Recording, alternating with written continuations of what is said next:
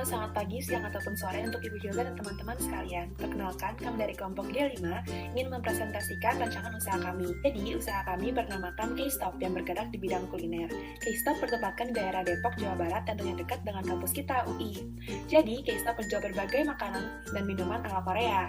Nah, setelah berkenalan dengan apa itu K-Stop, mari kita ulas untuk bisnis kanvasnya. Yang pertama adalah value proposition. K-Stop menghadirkan variasi produk yang unik yang tentunya berbeda dari restoran lainnya. Bagaimana tidak, K-Stop menjual makanan ciri khas seperti tteokbokki, kimchi, beserta snack-snacknya loh. Lalu K-Stop juga hadir dengan kenyamanan untuk para pengunjungnya, fasilitas full AC, meja kursi yang empuk. Harganya pun ramah kantong untuk para mahasiswa. Dan seperti yang telah kita disebutkan, bahwa lokasinya strategis, tidak jauh dari pusat keramaian. Selain itu, K-Stop juga menjajakan makanan yang berkualitas dan bergizi, pelayanannya pun profesional loh. Terakhir yang tidak terkenalah yaitu promosinya yang dipasarkan pun menarik. Selanjutnya adalah customer segment. Customer segment yang kelompok kami pilih dalam market. Karena masyarakat yang ingin kami jangkau adalah masyarakat luas, kelas menengah, hingga atas, namun secara spesifik pada daerah Depok dan sekitarnya, mengingat lokasi restoran K-Stop bertempat di Depok, di mana daerah Depok sendiri memiliki populasi masyarakat milenial yang cukup banyak seperti mahasiswa, pelajar, maupun pekerja kantoran, dan tidak sedikit dari mereka yang gemar akan makanan Korea.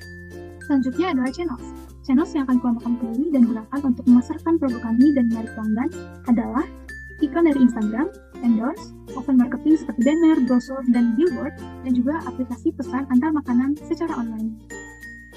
Untuk customer relationship-nya, yang pertama, melayani customer dengan ramah dan sebaik mungkin.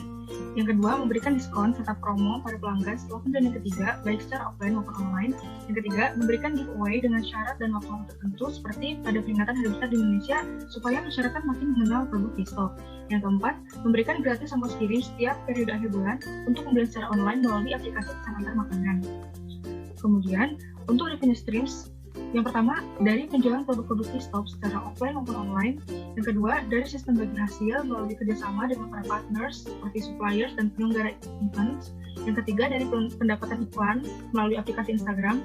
Dan yang keempat, melalui franchise fee yang dibayarkan oleh franchisee sebelum memulai bisnis waralaba. Selanjutnya, Key Partners.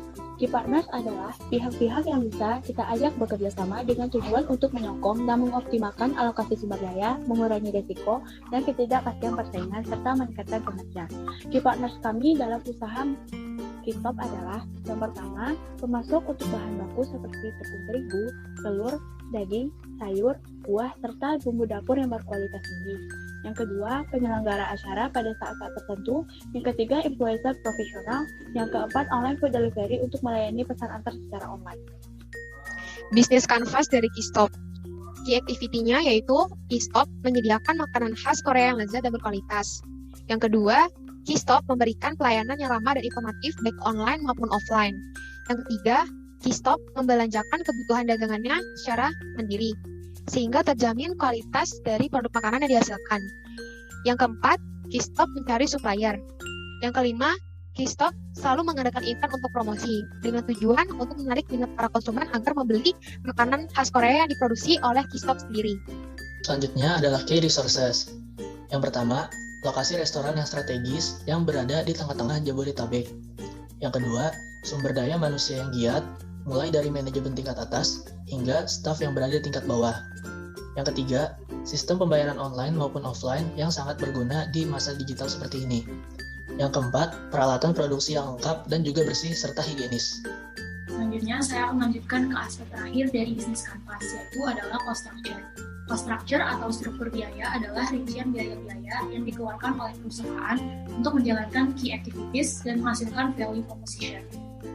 Yang termasuk dalam cost structure di Korean food ini adalah yang pertama, biaya bahan baku atau mentah, biaya persiapan toko, biaya karyawan, biaya proses pengolahan produk, biaya marketing, biaya kemasan dan packaging, biaya menyewa influencer, serta biaya lain-lain yaitu listrik, air, gas, dan lain-lain. Baik, selanjutnya saya akan membahas mengenai manfaat bisnis dalam SDGs, dalam hal ini K-Stop. Nah, SDGs itu sendiri merupakan Sustainable Development Goals yang merupakan kesepakatan pembangunan ke arah pembangunan berkelanjutan dengan 4 pilar utama seperti sosial, ekonomi, lingkungan, serta hukum dan tata kelola. Berikut ini merupakan kontribusi K-Stop terhadap SDGs. Yang pertama, ada no poverty, no hunger, dan good jobs and economic growth. Dari ketiga poin tersebut, dapat saya simpulkan bahwa dengan adanya bisnis ini diharapkan akan menyerap beberapa lapangan pekerjaan yang berdampak akan mengurangi tingkat kemiskinan serta tingkat kelaparan yang disebabkan oleh tingkat pengangguran. Tingkat kemiskinan yang rendah akan memicu kenaikan GDP per kapita sehingga akan memicu pertumbuhan ekonomi secara global. Sekian video dari kelompok kami. Terima kasih.